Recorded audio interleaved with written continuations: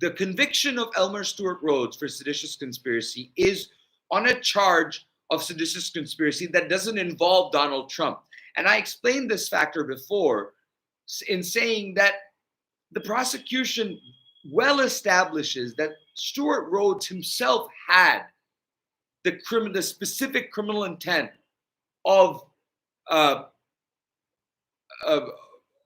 seditiously conspiring to overthrow, to stop the certification process. Or I didn't read the specific guilty verdict, but the general charge of seditious conspiracy. He had the specific intent required. The jury convicted him on it.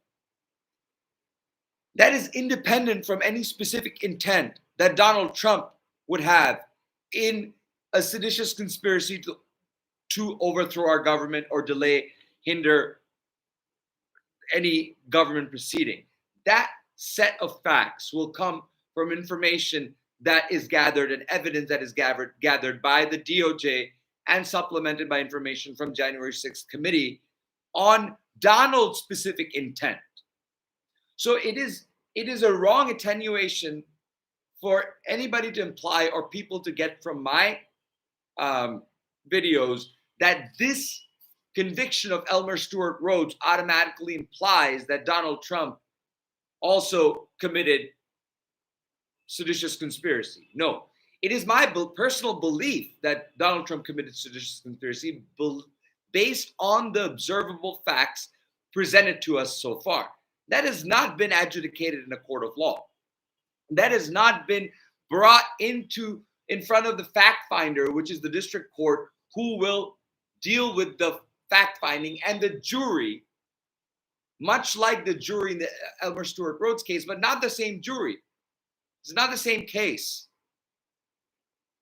The factual corroboration of the Elmer Stewart Rhodes trial, with the January 6th committee's information and with the DOJ's own independent criminal investigation, DOJ grand jury investigation into January 6th, will all play a role, evidentiary role, in assessing whether there is enough evidence for the DOJ to indict Donald Trump for seditious conspiracy.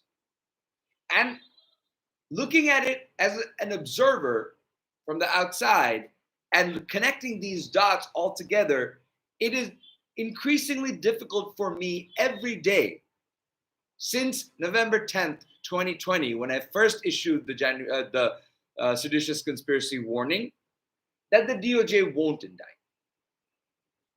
The DOJ will indict. The DOJ won't.